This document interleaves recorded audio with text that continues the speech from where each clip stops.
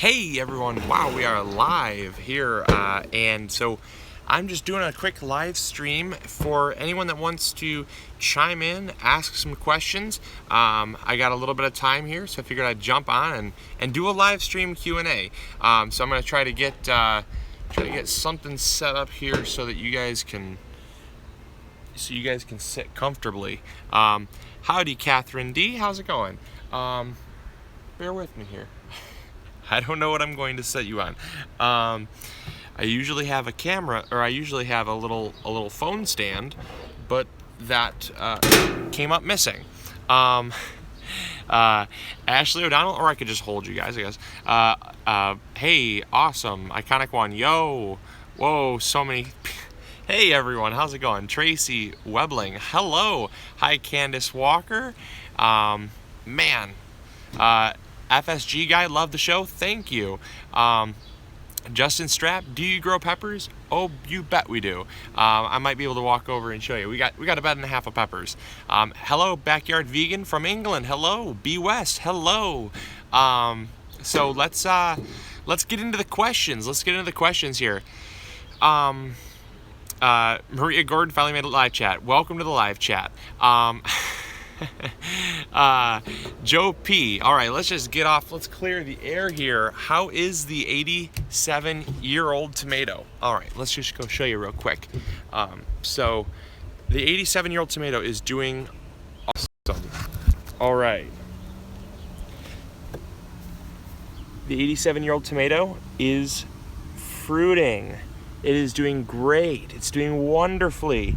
Absolutely love this. The growth on this, the plant has greened up so much since transplanting it. Like I said, it was a bit stressed in here. Once we transplanted it with some more trifecta, kicked it back into gear, and yeah, it's doing wonderfully, absolutely wonderfully. So I'm going to take some more cuttings to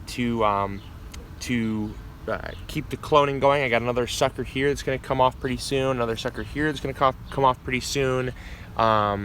And another sucker here is going to come off pretty soon. So we've got quite a few suckers that's going to come off. So the tomato plant is doing great, and we have our first fruit. It really does not like to set fruits very well. I don't know why. And I think it's probably because it is a very, very old tomato. And I'm not sure if just the genetics, it can't really cope with. I don't know. I don't know what it is. But it's really, really having a hard time setting fruit. We got one to set, and even though I vibrated all the flowers, they still dropped off. So I'm hoping this one's set here. But we did get one successful, and down here we also have one successfully fruited there. So it's slim pickings right now. So, all right. How is it that old? I saw someone's question pop up there. It is 87 years because we were able to recover 87-year-old seeds and start the tomato plant from seeds. So the tomato plant has not continuously been growing for 87 years. It's just the seed is 87 years old. So hold on here. I'm gonna open up my sparkling water here. I love sparkling water. Cindy got me hooked on it, and I just wanted to try this new one here. So if anyone's ever tried this, let me know. It's Alta Pala Sparkling Black Cherry. So non-alcoholic as always, but ooh, that's very good. That is very delicious. All right. It's a once in a little while type thing too. Claudel, oh, hold on, your comment here. Claudel Maitland, have a tomato plant this stunted. Do you think that I could use molasses to help boost its growth? Claudel, if your tomato plant's stunted, it could be for there'd be a ton of things of why it's stunted. It could be root bound. It could be too hot. It could be low on nutrients. It could be, dehydrated. You got to just a little more context for those types of questions. It's just way too hard to tell you why it'd be stunted. Have you ever tried growing a cold hardy banana tree? No, I have not. We used to grow back a while back, maybe 3 or 4 years ago. We grew a super small Musa truly tiny banana. That was interesting. Cat Forever. Hey, I got my Revive RX today. Hey, wonderful. How's it going? How do you use it? Do you spray it on the leaves, and how much? Well, if you look at the back of the instruction, the back of the label, it will give you instructions. We suggest mixing it with water and watering your plants with it. You can use it as a foliar spray if you'd like, but I find it works far better as just a regular watering.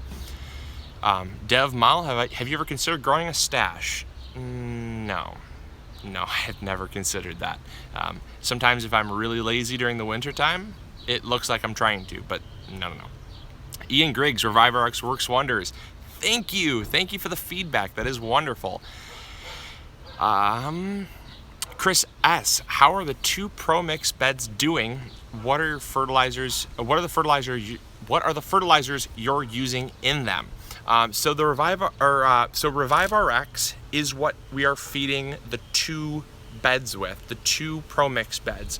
And let me walk you over. I don't think I'll lose you because I should be hooked up to the good internet here. So or the Wi-Fi extender. So I'll show you the 2 beds now here. So the 2 beds. This is the first one of just Pro Mix and just beans. We have lots of different varieties. We have Blue Lake, Bush bean, and Cherokee wax as a yellow bean. And so those are doing wonderfully. We've just used the Revive RX on just this bed. We don't use Trifecta in this bed because we want to see how it works as a standalone fertilizer. Everything else gets Trifecta Plus and Revive RX as a weekly feeding. So yeah, that's the rest of the garden. But then this bed here also gets just the Revive RX. Check out the Spicy Glow Basil. Come on, now you can't deny it. That looks incredible. That looks wonderful. I just absolutely love the Spicy Glow Basil. It is one of the coolest plants ever. It's my favorite. Then over here you got the cucumbers rocking and rolling. Cucumbers doing great, as well as lots of different basils. We have the ground cherries here, and also some oregano and one bee balm. Just decided we'd try it out, as well as some nasturtiums, and yeah, it's doing great. So just the Revive RX is feeding this bed here. So you can see it does work as a standalone fertilizer. I would personally prefer, thank you FS Guy, I appreciate the super chat. Thank you. That's very generous of you. So the whole garden, I'd prefer to go with Trifecta Plus and Revive RX because of how they work together to achieve amazing results. But as you can see, I'm definitely not complaining as a standalone. So wonderful. The Backyard Vegan, what's a super chat? So a super chat at the bottom for anyone, we actually get that a lot. So every once in a while, someone's wants to contribute to the show. We never ask for any money or anything. We do this to answer your guys' questions and to let you know what's going on in the garden. And so as super chat is down at the bottom, there's a little dollar sign. You can click that, and it allows you to I guess promote like a question to the top or get your comments seen in a way that also supports the show. So we never ask for it, but if you want to, you're more than welcome to. Just one of those things. We never ask for it because it's not something that we would ever ask someone to do. Brandon Rossberger, hold your question here. Don't go anywhere. I have a composting question. After you construct your hot compost pile, can you keep adding kitchen scraps to it while it is composting, or is it better to leave the contents and just turn it? Wonderful, wonderful question, Brandon. By the way, am I dark? I look kind of dark, and I'm not saying I look tan. My screen is dark, and I'm not sure if it's just my screen is auto-correcting for how bright it is, or if it is genuinely dark. Someone please let me know, and then I'll answer Brandon's question. No, I'm good? Okay, wonderful. Then my screen sometimes auto-corrects for how bright it is to help me see the screen better, and I just wanted to make sure I was not as dark as I was looking. All right, so back on to Brandon's question. So Brandon asked a super, super good question, and what we are, you're still pretty. Thank you, love and peace. So Brandon asked if he can continue adding composting material to his compost pile while it is composting. Absolutely, Brandon. Our compost piles, the ones we have behind the shed there, right there, behind the shed there, we will add stuff for about 3 weeks. Once we hit 3 weeks, we stop. Once it hits its critical size and begins heating up and composting quickly, then you stop. The reason being is you don't want uncomposted stuff, and certain stuff will take longer than others to break down. So at 3 weeks, we completely cut it off and just continue turning it.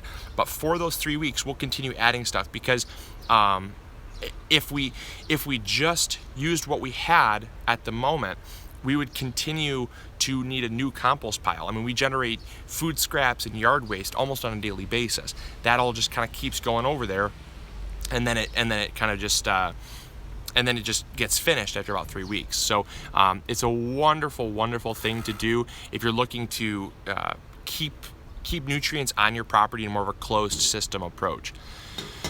Gina Meehan, do you still have a fig tree? Yes, we do. It is doing wonderfully. I'll post a picture of it. If you head on over to Facebook, I have a picture that I just took this morning. I'll post it. I didn't think anyone would be interested in seeing it. I just like to, sometimes I'll take random pictures of the garden and keep it as a kind of a memory bank for me as to where my plants were and how they looked at different times of the year. And I post some of them and some I don't, because it would be overwhelming to most. But I'll post it for you over there, and you can see it. But it's doing wonderfully. It's doing great. It dropped a lot of its leaves, and then it just started exploding in growth once the stress from transplant wore off. So doing awesome. All right. Man, this is good. Not sponsored, but wonderful. UT33200. Best companion plant for white flies on my beans and containers. I've heard not to use garlic. That's a tough one. I mean, beans work really well with any plant, but specifically for white flies, I don't know. I have never heard of any plant preventing white flies, let's put it that way. Is that a coffee tree behind you, Keishan Fernando? Yes, it is, actually. This is a coffee tree we started from seed 4.5 years ago. And the craziest thing, check this out, folks. We are over the moon about this. In fact, we're gonna be filming a video on it. But I'll give you all a little sneak peek of the plants behind us. These are all plants we've been growing for the past few years now. And so I'm gonna turn you all around. And so this is our coffee tree, doing incredible. Look, coffee blossoms. This is actually flowering after 4.5 years, started from seed, folks. This is an incredible plant. We absolutely are so excited about this. Just doing wonderfully as well. Just absolutely loving it out here. We moved it outside a little too fast. Kind of jumped the gun a little bit, had a little sunburn, but everything else coming out is looking great. It's just recovering from a little bit of sunburn there. So wonderful plant, nice and green. We have over here, this is a Calamondin orange, starting to right here, starting to ripen up, looking beautiful. Calamondins are really kind of tart, but they're delicious in drinks and stuff like that. So Calamondin orange. We have a lemon. This is a Meyer lemon here, loaded with lemons.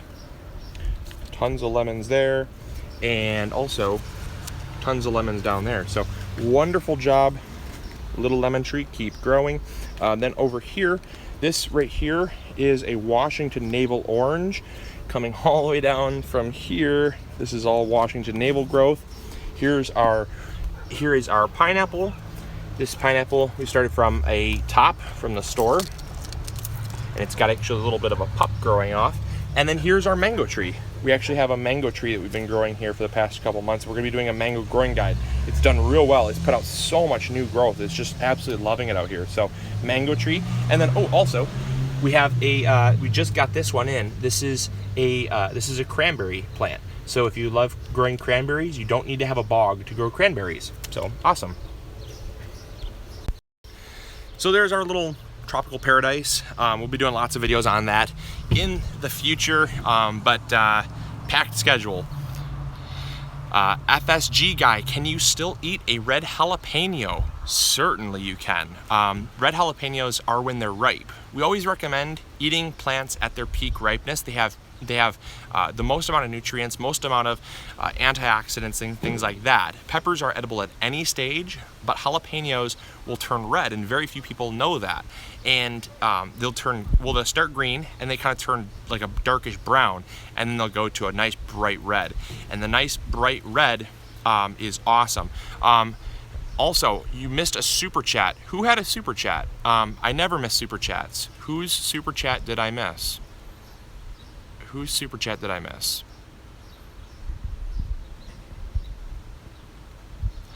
Can someone help me here? So, whose super chat did I miss? Oh, Claudel. Can I overwinter strawberries in a raised bed? Certainly you can. Strawberries are zone hardy to zone 3. And so if you live in Ontario, Canada, Ontario is just across the way. Actually, we can see Canada from our house. Yeah, you can absolutely grow strawberries. It's such an easy one to overwinter with very little care. I mean, we can basically just put down a slight 1 or 2 inch layer of leaves, and we actually have a complete growing guide on strawberries. I recommend checking it out, and we'll be doing lots more of it. Let's see here. Oh, Wayne Thompson had the super chat. So okay, all right, okay. Thank you, Claudel, for helping Wayne out. So Wayne asks, "Can I overwinter strawberries?" Yes, Wayne, you can. Oh my goodness, I'm so sorry about that. Yes, you can overwinter strawberries. They are super easy, and I'd recommend checking out our complete growing guide on them, as well as a video called "Preparing Perennials for Winter." We're not really worried about overwintering just yet, but it's certainly something that will creep up on you. So knowing it now will help. So it's one of those things that a lot of times people just assume their plants are going to be fine. You can really help their success by overwintering the right way, which is by insulating the soil and to help the plant out by insulating the soil and keeping the roots slightly warmer than they would be without any insulation at all. So, okay, Sergio Ortiz, can I grow an avocado tree? Yeah, no one's saying you can. No, I think I get your question. Avocado trees can be grown in containers, and one of the things that you have to make sure of is just to carry them indoors if you're going to get some cold weather. They don't handle any cold weather below 40 degrees. So, Yvonne Green, where do you live in Michigan? We live in the thumb, so I'm not sure if it's flipped or not. I'm just going to do it my hand here. I know it'll be flipped for you, I think. But either way, we live kind of in the knuckle. We live in the kind of the knuckle of the mitten. So whichever way is the right way, we live in the knuckle. Oh, man. The Backyard Vegan, thank you so much for the super chat. Just a little something to say thank you. Well, I really appreciate that so much. Again, very, very generous of you. We try our best to answer everybody's questions, and we really try to promote an environment that is free information. So we try to give as much information as humanly possible, because free takes away all excuses not to do something, not to get the answer you're looking for. So wonderful. Wow, another super chat here from Deli Alley TV. You seem like a nice guy, and I wanted to say and I just wanted to say I subbed yesterday. Love your channel. Thank you so much for subscribing. And I really do appreciate the super chat. I really, really love it when people let us know that they just subscribed. We love all of our subscribers. Just FYI, we love all of our subscribers from day one up until now. We don't focus on the numbers, but one thing I will always say is any subscriber, absolutely any subscriber is a good subscriber, because it lets us know that we're reaching new people, and we're helping people grow a garden better, and that is our #1 mission. So every subscriber is a potential helped gardener. So yay for subscribers. Let's see here. Michael Zeng, what do you grow in a wall garden, because I live in a small apartment? Wonderful question. We're actually going to be doing a video on that. We're going to be doing a pallet garden. Now, pallet gardens are kind of what you'd consider kind of a wall garden. Anything with shallow root systems. You can plant things like lettuce. Herbs are a wonderful thing. Trailing herbs, basils, thymes, oreganos, things that have shallow root systems that don't really take over a whole lot of space. Gregory Heath, how do you do a super chat? There's a little $sign down in the bottom. That $sign will let you kind of go through the works, and you have to put in like a credit card or some payment type of information, and then you can send a super chat for however much you want. But you don't necessarily have to. I would never, ever in a million years ask for that. We are doing this to answer as many questions and help as many gardeners as possible. That's why we do these Q&As. We're trying to do them weekly, because we have so many questions that I can't answer, on a daily basis. Will Darling, how do you get rid of beetles eating my green bean leaves? Great question. We have a video. About how to use diatomaceous earth. Diatomaceous earth. I can't type it. If someone could possibly give that, just put the diatomaceous earth right spelling so you could help him out, that would be so wonderful. I'd really appreciate that. I have some of the best viewers and followers, friends, subscribers, whatever you call yourself. It's just we have some of the best subscribers ever, and so I would appreciate if someone put that in there. Thank you so much, Blackbird's Photography and Adam Roth. Yeah, diatomaceous earth. That is what you will use to get rid of any hard-bodied insect. Any hard-bodied beetle will get the diatomaceous earth underneath their skin and force them to shed. And when they force them to shed, they then they're totally defenseless, and they dehydrate. It is an awesome tool, and it does not affect earthworms. It does not affect honeybees. There are so many people that are afraid to use it, but it really is just my absolute go-to. If I have a problem that is getting out of control, flea beetles, not fleas, but flea beetles, those are the things that kind of punch little bullet holes in your potato leaves. If we have Japanese beetles, if we have June bugs, what else have we used them on? Colorado potato beetles is another one. Cucumber beetles is another one. Just so many different beetles can be used on, and really all the beetles in your garden are going to be ones that you could harm and not shed a tear. At least I don't. Joey Suggs, thank you so much for the super chat. Wow, a $5 super chat from Joey Suggs. Thank you again so much for supporting the show. I container garden, watering from below from a rain barrel. My peppers are dying at the base of the stem at the soil level. Any ideas? Joey, I know your problem. They are getting way too wet. Peppers need to dry out. I would definitely check your soil moisture. Definitely getting way too wet. It's called damping off, and you most likely have root rot. And damping off happens as a seedling, where the seedling will kind of just grow and then fall over at the base and just kind of die. That's caused from too much moisture, but also in their more mature stage, it's caused from root rot. And root rot is basically, as the name implies, your roots are rotting, and so the plant can't uptake nutrients, and it's just stressed, and it's going to start dying on you. So make sure it dries out, and you could reverse it. It's possible. Such great questions in this one. This is probably my favorite live stream yet this far. It's just so loaded with great questions that people can take home and learn from. So I love that too, because it helps, because anytime there's one person that has a good question, there's usually 10 or 20 other people that have the same question. So that is what I love about these live streams. They're so fun. Marie Johnson, where can you get coffee seeds?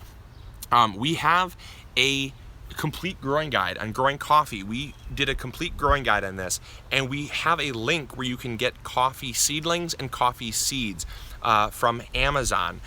They're really, really reputable. We got ours actually from a conservatory. Shh, don't tell anybody. You're not supposed to take them from the ground, but they were just sweeping them up and they were just throwing them out. And Cindy and I were on I think it was our 3rd date. We were dating at the time. And I said I'm gonna take some of these and plant them, and it'll kind of be a thing that we can grow for for a long time and watch it grow as we date. And it was kind of a stupid idea. It sounded pretty lame, but I thought it would impress her, and I guess it did impress her because she married me. But yeah, so we did a complete growing guide on this because the seeds came from us. So yeah, so it's awesome. And in there you have a video, or we have a video on it, so worth every minute of watching it. FSG guy, thank you again for the super chat. Great, wow, great question. How do you grow lettuce in 90 to 100 degrees heat, and how do I stop bugs from eating holes in my dinosaur kale? Such a good question. We actually have a video coming out, but because you have such a good question, and because I do feel kind of obligated to answer your question, the video we have coming out is about using shade cloth. You can grow lettuce, and contrary to what people think, you can grow lettuce all summer long by using shade cloth, because it is not a plant that bolts very easily. It takes a ton of sun exposure and a ton of heat to make a plant bolt. And so if you protect the plant from those harmful rays, it will actually cool the plant, and then you can mist it throughout the day, and you can just gently mist your plants. That will keep them cool, because the heat will actually the heat energy will go into heating up the water instead of heating up the leaves and the plants. And then by planting your plants really close together, I recommend checking it out, a video on how we grow 500% more vegetables in 5 times less space. It's not a hoax, it's not a gimmick, it's not clickbait, it's really true.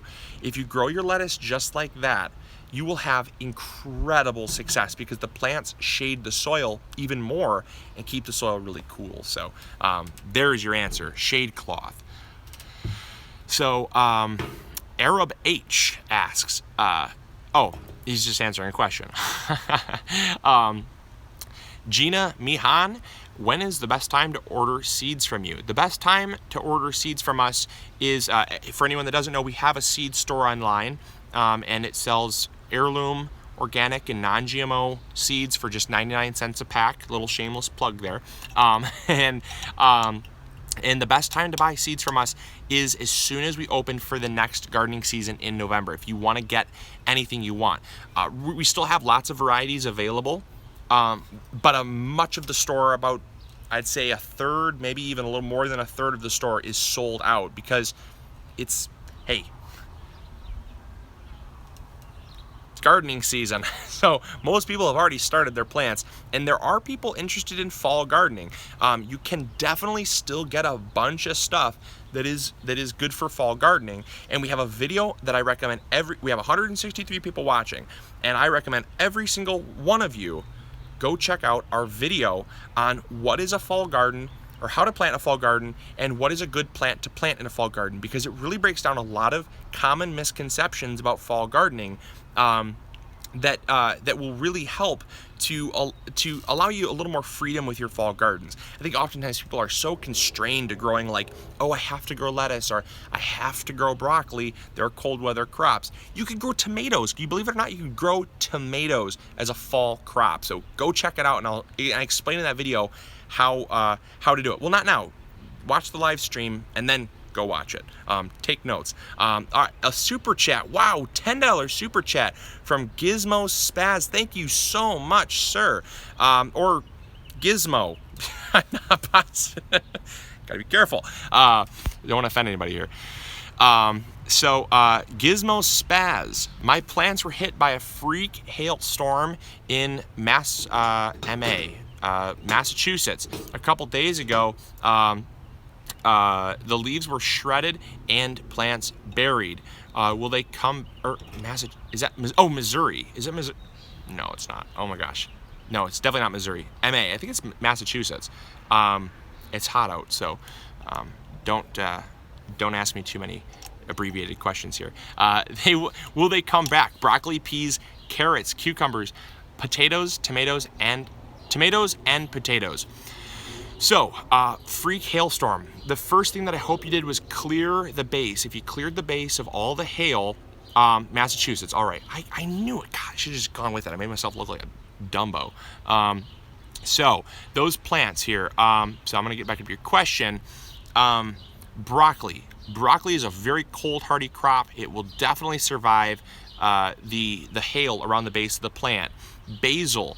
Basil is a plant that you can cut back at the base and it will regrow. Assuming the plant was not completely decimated, it should grow back.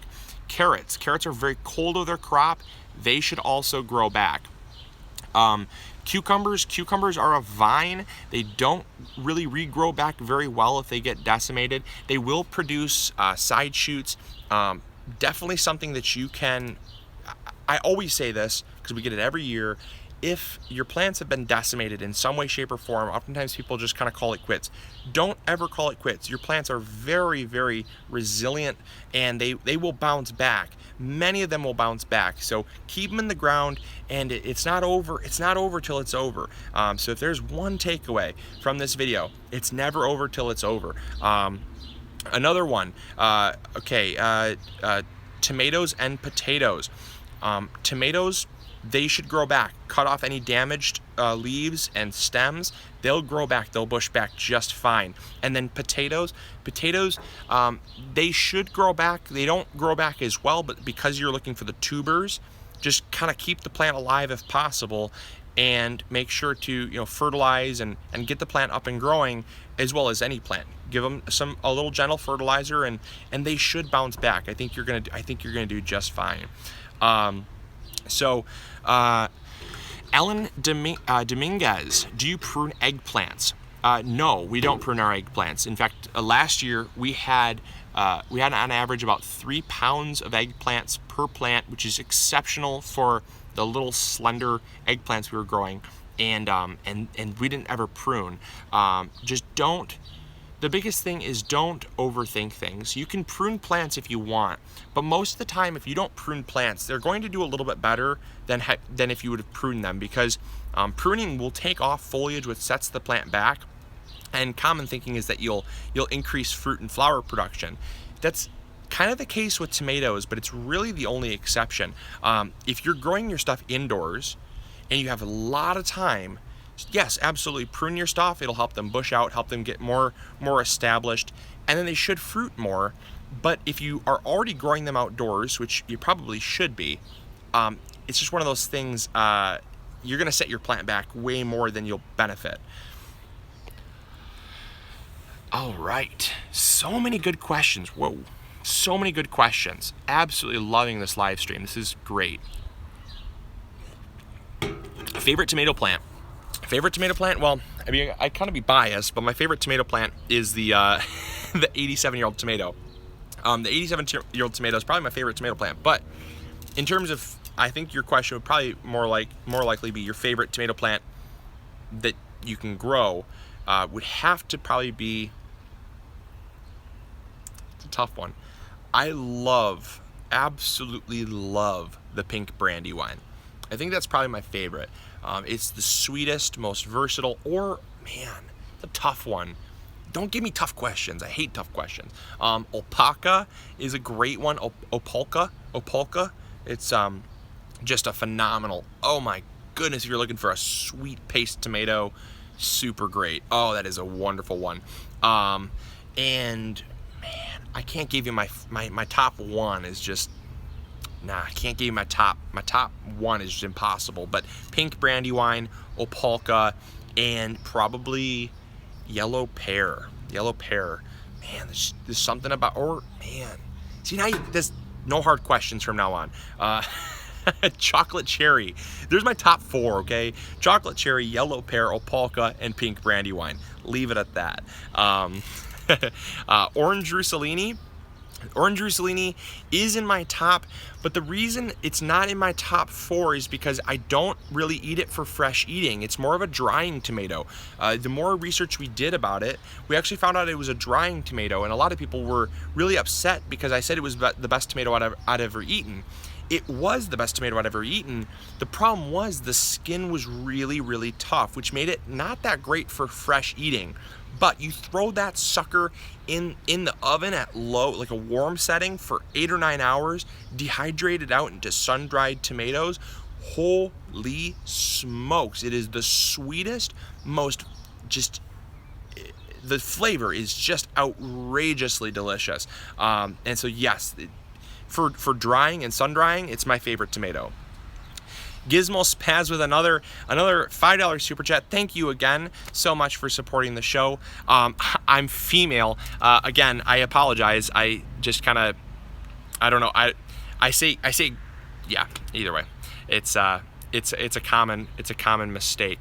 So that's why I typically just mention their username, because we have about, I am shocked, we have about 85% of those watching our videos, our analytics, are male, and so I just kind of assume most of the time that I'm speaking to a male, but that's it's so wrong of me to assume that that's the case. So I do apologize, Gizmo Spaz. I cleared the hail. The leaves are completely gone on the broccoli, carrots, lettuce, and everything has trifecta on it. Fingers crossed.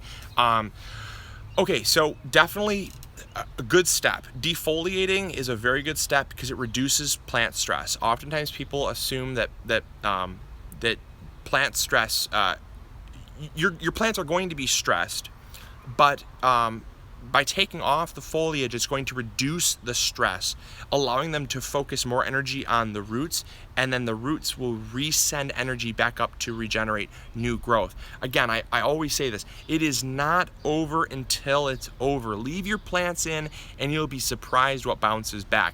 The biggest thing that you did right was to move the hail away from the base of the plant, because that cold ice is freezing cold water, and that is a recipe for disaster. Super chat from James Prigioni. James, my man, anyone watching this live stream, we have 189 people watching this live stream, and I know a ton of people are going to be watching after post live stream. Make sure to check out James Prigioni's channel, not because he gave me a super chat, but because this guy's been grinding. And I told him, I said, hey, if you start uploading on a more regular basis, you got yourself a shout out coming out. So James, I love the work you're doing. This is not your official shout out, don't you worry. But anyone watching, check out James Prigioni's channel. I love his permaculture approach. His food forest is ridiculous, and it's been going on 5 years now, and the amount of growth and just amazing production that he's getting in 5 years is outstanding. So if I had a cap, I would take it off to you. James, my hat goes off to you. Man. Shori Mentis. Oh wait, hold on. Someone said super chat. Okay, all right. Thank you for. I missed it. Deli Alley TV, £5 super chat with the conversion rate. I don't know what that is US, but wow, thank you. Again, that's very generous. I have 1 acre of land to use for a vegetable and fruit area. How should I make it into a garden? Should I make lots of raised beds? 1 acre. If I had 1 acre, I'll tell you exactly what I would do. I would do about 2,000 square feet of just raised beds. Just 2,000 square feet of raised beds. And I know because the reason is because you have to make sure that you don't overwork yourself. Let's put it that way. Don't work harder than you have to. I would do 2,000 square feet of raised beds, which are a lot of work to set up, but after that they become on autopilot. And what I would do is I would have that for kind of the now garden. Okay, the stuff you can actually have now. Then what I would do is I would apply wood chip mulch in a very heavy 7 to 8 inch layer on top of, maybe another 5,000, 10,000 square feet. It is so important to do things in baby steps. Do 2,000 square feet at a time, 2,000 square feet, 2,000 square feet, 2,000 square feet. And what will happen is that over time, you'll have your 1-acre garden. I think so many times people they assume it's going to be a snap of the fingers and they're going to have a successful garden in 1 acre. It's going to be too much to manage. And I can give you a prime example is we started with a 10 square foot garden, 10 square feet behind our garage when I was just starting out, moved up to a 50 square foot garden, then bumped up to a 400 square foot garden, then expanded that 400 square foot garden into a 1,000 square foot garden. And then that 1,000 square foot garden, we bumped up to a 3,500 square foot garden. And now we have a 35 square foot garden at the cottage plus a 2,000 square foot garden here. So it's just all baby steps, and you gotta learn over time, because if you don't scale and learn the steps of scaling, you can't jump to a 1 acre plot. You're gonna be, it's gonna be a nightmare. So just take my advice and do baby steps. And my biggest advice to get rid of the weeds is heavy mulch. Just the way to go. A lot of people call it the back to Eden method. I've called it the back to Eden method, but it's the back to mulching episode, or back to mulching basics. Mulching is what it is. It's just glorified mulching, really. So, it's one of those things. I don't know. I know I'm gonna get flack for that. I don't like to call it back to Eden because it's nothing revolutionary. He was just Paul Gauci, I think. Yeah, Paul Gauci was the guy who took the idea and brought it to the masses. And so I don't. It's one of those things that I don't think is. It's one of the things that I don't think is something that I would ever do. It's a bit. I don't know, gaudy or self-promoting. And so it's mulching. It's glorified mulching. And so he took glorified mulching, called it back to Eden, and now no one calls it mulching. Everyone calls it back to Eden. But I mean, for people over in Europe, the arborists that discovered mulching as weed suppression 500 years ago, it's a bit of an insult to just kind of, it's like taking the wheel and calling it a loaf of bread. I mean, it's a bit rude to the person who invented the wheel and now calling it a loaf of bread, and now everyone calls it a loaf of bread instead of a wheel. It's just, that's my whole approach. I just don't change up verbiages just because someone makes it popular. Just my opinion. Mini rant over. You couldn't watch one episode without just a tiny bit of a rant. Gina Meehan, when did you start gardening? I started gardening as soon as I could walk. My mom had me out in the garden.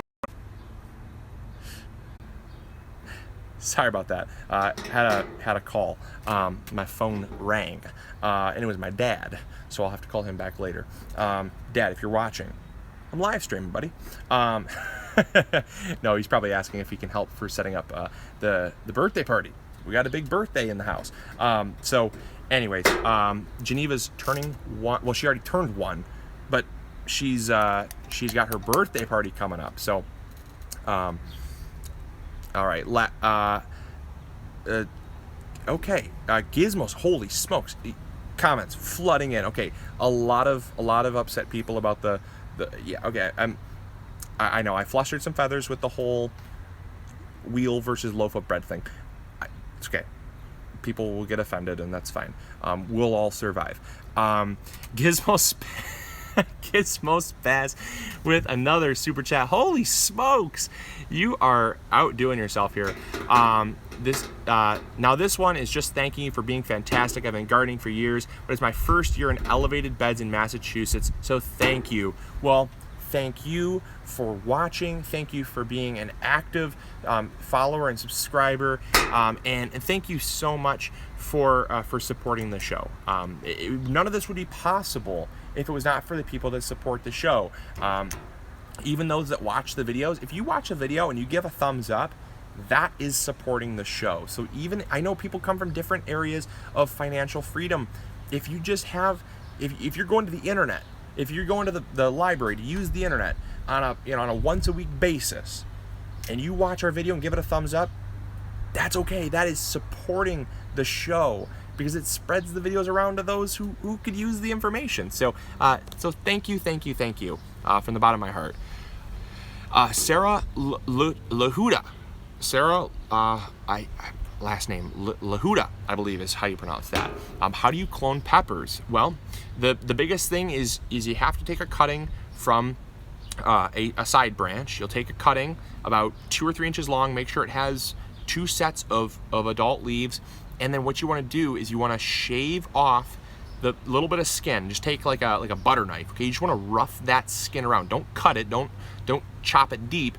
Just kind of shave it off, then dip it in some rooting hormone or honey, and then stick it into a sterile potting mix and keep that sterile potting mix damp. And what that will do is it will cause the plant to set down roots. And make sure you do more than one. Just make sure you do maybe 10, and you'll have success. I promise. Go for it. Give me let me know how it works for you. Adam Roth with a $5 super chat. Thank you, Adam. I appreciate the support. I have a sunny backyard. Have a full ½ acre in front, but with mature trees. What veggies would you recommend if I made a large garden there? Okay, I'm gonna get this right here. So you have a sunny backyard. I have a full ½ acre in front, but with mature trees. What veggies would you recommend if I made a large garden there? So he's talking about in the front garden with shade.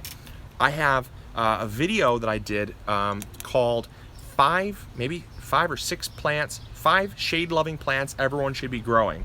You can grow anything that probably, again, it depends on how much sunlight you get there, but there are some plants that will just do incredible.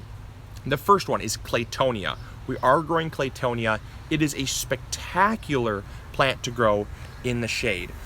Another one, basil, thyme, any of your plants. In fact, James Prigioni is the guy to talk to because he grows underneath trees. He is a permaculturist. And so if you're going to be taking more of a permaculture approach, and this is how I'm going to answer your question, look up plants or vegetables that make good understories. Just Google that, and you'll get a ton of results when it comes to permaculture. You can grow things like thyme, oregano, sage is a very good one. Some other ones. Lettuce is decent. Claytonia, miner's lettuce, is fantastic. You just want stuff that gets between probably 3 and 4 hours of sun. I imagine is probably all you're gonna get. And some of those are just kind of fringe, but they'll grow. So it's just you can't grow tomatoes. Let's put it that way. You can't grow tomatoes, but a lot of the plants that grow that people claim need full sun will actually do fine in about 3 or 4 hours, and you just got to do a little bit of research. Dill is another prime example. Parsley does not need a whole lot of sun. James Prigioni, honeyberries are delicious and good idea. Honeyberries, things that grow in an understory, and the whole idea of permaculture is you have a canopy, and then you have a lower story, and then you have an understory, and the understory is what grows. If you look at like a fully mature forest, there's plants on all the levels that survive. There's vining plants, there's understory plants, there's and James, I'm probably not doing permaculture much good here because it's not my 100% forte, but I've done enough watching and sponging of information to know the ins and outs. You just want to find some stuff that is on understories, and they'll do great for you. And thank you again for the super chat. A wonderful way to support the show. Even though, again, we do not ask for anything to answer your questions. We do this for all of you. Let's see here. Hope you post the live stream. Joey Suggs, hope you post the live stream. I need to go back to some of it. Absolutely, Joey. We will post the live stream. We always post the live stream. We'll edit it a little bit and make it say replay, but it'll still say Q&A from the garden. So not really from the garden, but it's a lot more relaxing than sitting on those raised beds for an hour. I try to do all our Q&As to be about an hour. Sometimes we get less, sometimes we get more. It's it's kind of what we aim for. You have one more super chat. Whose super chat is it? I missed it. Hold on. Here, hold on. I'll find it, or someone let me know here. I missed it. Oh, Anthony Coffee. Have you ever air layered? Yes, I have air layered. Thank you again for the heads up, folks. With so many comments rolling in, they just get pushed around. And again, thank you again, Moss and Marine, just for the $5 super chat. Wonderful way to support the show. Thank you, everyone. So air layering. Air layering is basically the process of pruning to allow plants the ability to grow together. So a prime example is, and I don't have it here, but I air layered our peaches back at our old house, and also air layering figs is a great way to increase production. It's not something that they appreciate off the bat, but it's going to create I mean, it's a bad example, but have you ever seen those poodles? Okay, have you ever seen the poodles that have the big puffs of hair and then nothing and a big puff of hair? Well, what you're doing is you're essentially creating pockets of where there can be production, but sunlight and airflow can get through, so you can pack things closer together. And so yeah, we've done air pruning with a lot of success. I don't love to do it because it is very I don't know. I tend to take a more natural approach to things, and you don't see nature growing like a poodle, so it's a little more hands-on invasive than I would prefer. It definitely grows very well once it adapts to the stress. It's just, it takes a whole ton of defoliation, and if the plant is growing really well, I just prefer not to stress it out if I don't have to. But yes, I have done it, and it is very effective for a lot of people. So thank you for your question and your super chat. Again, thank you all for the support. Richard Sabo. Stefan, 7 is the only thing I've been using consistently on squash bugs, but I hate using it. 7 is definitely something that we would hate using too. It's a very, very big time chemical, but squash bugs can be deterred with diatomaceous earth. So if you go back to the very beginning of the episode, we talked about diatomaceous earth. Diatomaceous earth is crushed up fossils, right? So they take all these fossilized seabeds and they crush them up, and then it becomes a powder, a micronized powder. You dust it on the plants, hopefully hitting some of those beetles, and what happens is it gets underneath their skin and they are forced to shed, and then they essentially, it's so abrasive that they die. So try that instead of 7. So try to go the organic approach if possible. Arab H, thank you again for super chat. $5 super chat from Canada. Wonderful, thank you so much. Very generous of you. My black crim tomato that has curling leaves is fruiting and flowering, but the cherry hybrid next to it isn't curling. Could just be the trait of the black crim. Anytime your plant is curling, it's a sign of something. Tomato leaves should never curl. So if it's curling down, sometimes it is a magnesium deficiency. If it's curling up, it could be curly top virus. And curly top virus is spread by the leafhopper. And it doesn't spread to all your other plants, but it is a virus that will eventually kill your plant. If it is curling in like every which way, it could be tobacco mosaic virus. Again, probably not that unless you're a smoker. That's spread through tobacco. So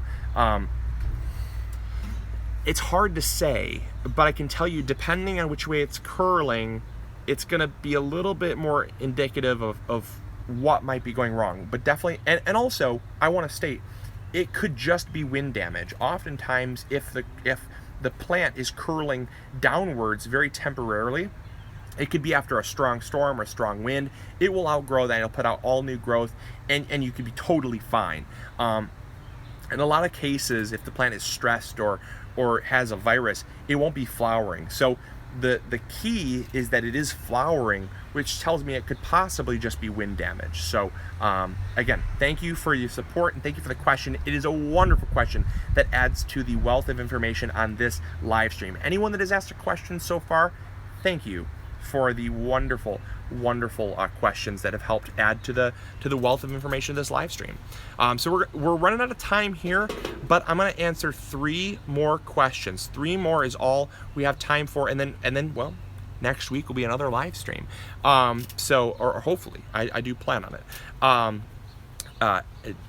John Doe, this is one of the 3 questions here. Have you ever grown Malibar spinach? It's a great green, doesn't bolt on you. I love Malibar spinach. In fact, we're growing the green and the red Malibar spinach, and they're over by the cucumbers. And unfortunately, I thought I could grow them together. Was not a very good idea. So I'm going to end up having to restart the seeds and move them over to another part of the garden because they need to be trellised, because they're a vining. It's not a spinach, but it tastes identical to spinach, and they're very heat tolerant, don't bolt, and they do just wonderfully in the heat. Let's see here.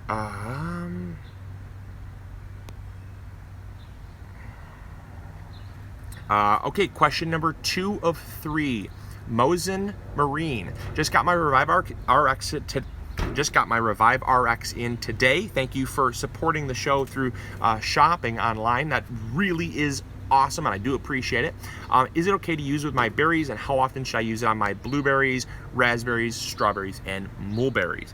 So the back instructions, I'm guessing your plants are probably fully mature. You can use them, you can use Revive RX in just a regular watering schedule. So if you water once a week or once every 2 weeks, make sure to water them with the Revive RX, and use basically if they're perfectly healthy and they're not stressed, use just the preventative fertilizing. It's 1 to 2 tablespoons per gallon. If you are noticing some stress and they're kind of needing some nutrients, clearly got some yellowing, dropping of leaves, things like that, bump it up to like 3 or 4 tablespoons, and that's going to kind of kick them into gear. So that is my recommendation for fruits. Well, for all trees, not just fruits specifically, but all fruits. All right. So I won't count this as the 3 out of 3 because it is a super chat, so I do want to answer it. But FSG guy asks, I'm not sure what type of bugs are eating my kale, and I don't know how to get rid of them. And do you watch One Yard Revolution? Okay. Bugs eating kale. Most likely, it is some type of caterpillar. You can use a product called BT. It's Bacillus thuringiensis, and BT is an organic beneficial bacteria that when you spray it on your plants, the bacteria, when consumed, will prevent the worms from living. We won't get into the gruesome details. There's a lot of people that don't like using BT.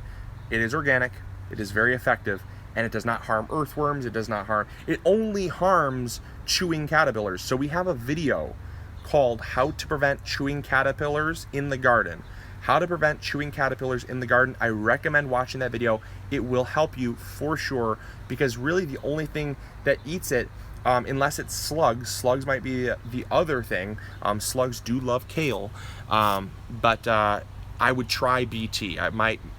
In the summertime when it's drier and you start getting stuff going on with the kale, most likely is some type of caterpillar. Probably most likely it's the cabbage moth. Those little white fairy flies, I call them. Ugh, hate them.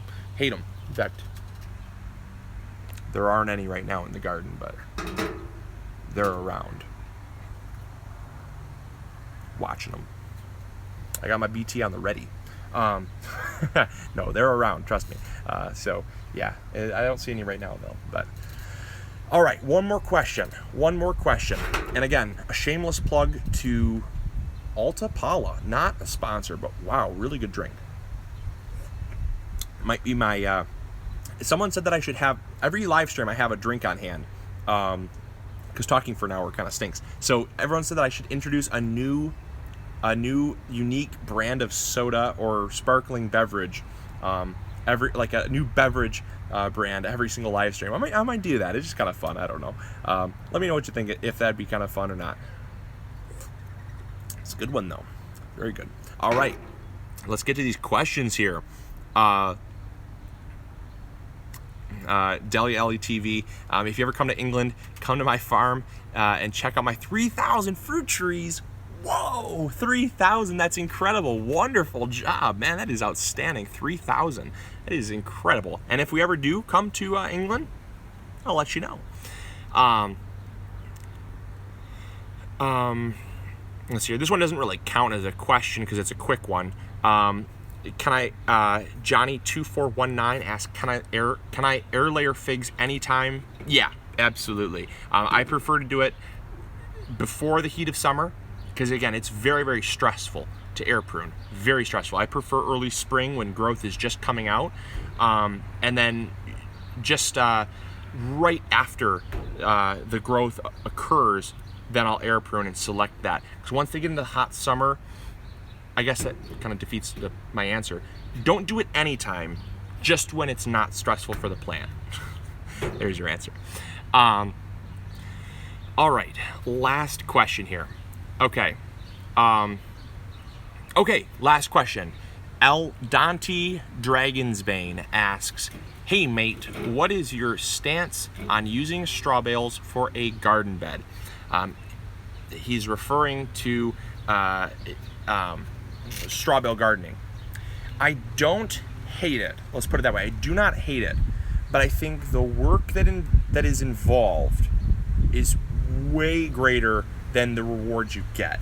I think it's kind of cool. Whoa, just got super windy. So I think it takes a lot of work, and I've seen a lot of success with it. So I can't say it doesn't work.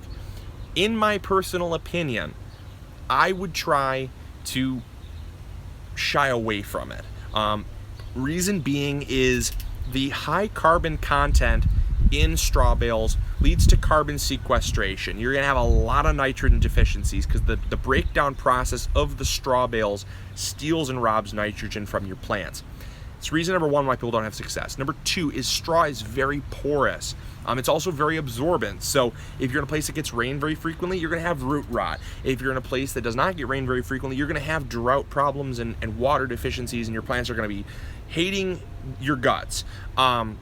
So the next thing that people don't really think about with straw bale gardening is what are you gonna do with the straw bales when they're done?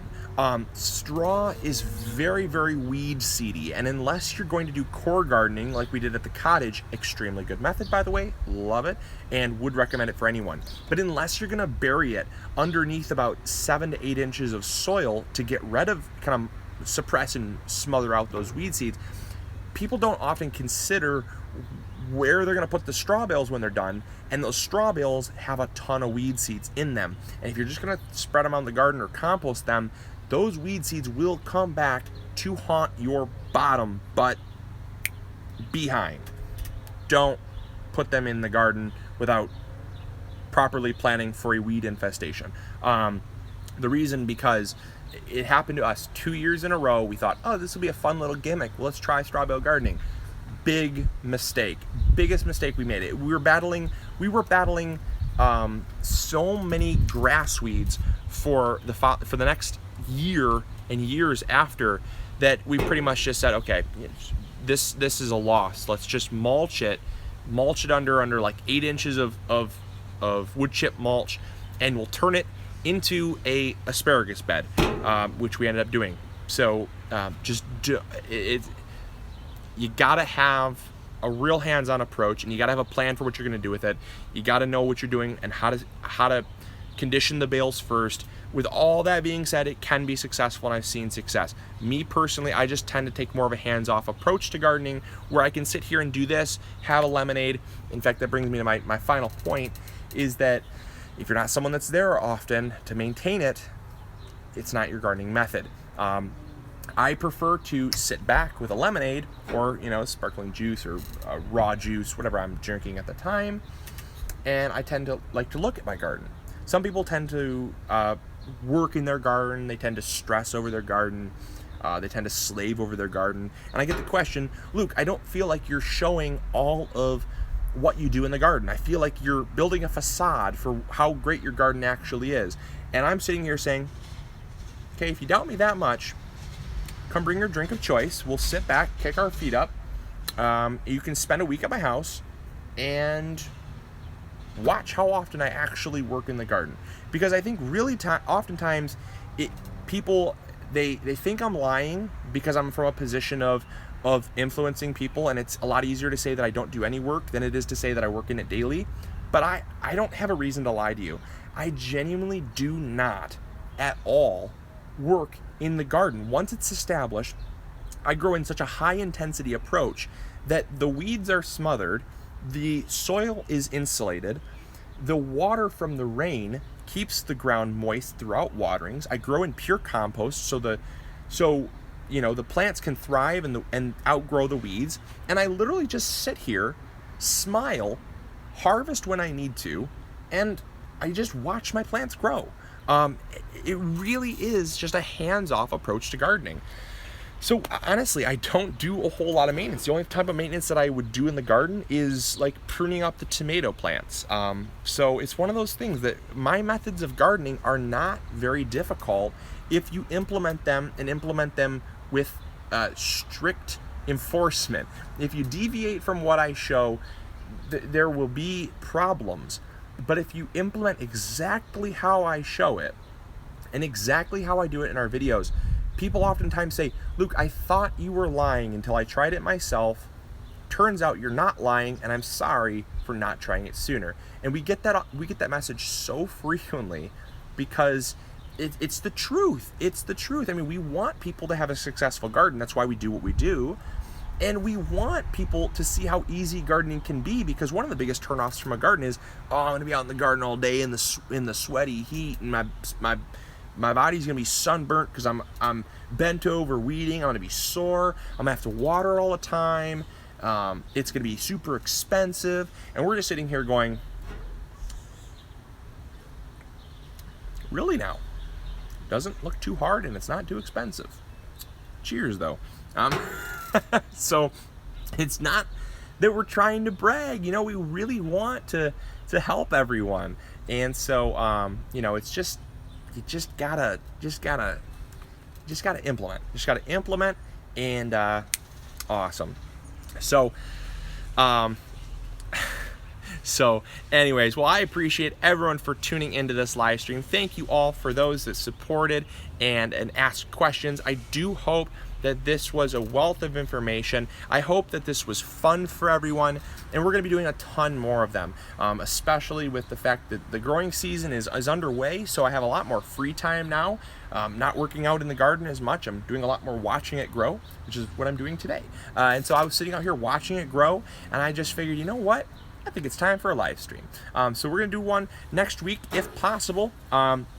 If I do not do a live stream here, make sure to follow us over on Facebook. It's a lot more easy to do a live stream over on Facebook than it is here, because we have a specific upload schedule, and I just uploaded a video today, and it kind of messes with that, because notifications go to the live stream before they go to the video being uploaded. So sometimes our videos suffer on live stream days. So it's a little more easy and accessible over there. So make sure to follow us over on Facebook. I cannot stress it enough. YouTube or Facebook.com/MIgardener. And if you want to know all the social media sites we're on, that we're active on and replying to people and posting fun stuff, go to MIgardener.com. MIgardener.com, it will have a little header at the top. It has all of the social media sites that we're on. You can go to, it's media or connect with us. Yeah, it's connect with us. And it has a drop down that has all of the social media. So last question I keep seeing, people are like vicious with this question. When's Trifecta going to be back in stock? Well, Trifecta is going to be back in stock hopefully tomorrow. We had rain all this morning. As you know, I mix it myself. So this is something that's a hands-on approach to making sure the quality stays A+, and something that we would use in the garden and that we know you're going to love. And so it's batch made. And so unfortunately it's out a lot, but it's also in stock a lot because we're making it all the time. It's just with inclement weather, it's hard to keep it in stock all the time. And it's been an exceptionally rainy month. So we're trying, but we will have it in stock tomorrow, hopefully, tentatively. That's the plan. So it's just one of those things. We'll have to wait and see, but I do plan on mixing Trifecta tomorrow. So it does wonders in the garden, and we do have a video coming up in the near future on how to apply it in the garden to existing plants, because I'm guessing that's going to be everyone's question coming up. Anyways, well, I appreciate your time. I appreciate everyone's engagement, and thank you all so much for your support. It means the world to me and keeps me waking up in the morning ready to do what I love. So, as always, this is Luke from the MIgardener channel, reminding you to grow big or go home. I'll catch y'all later. See ya. Bye.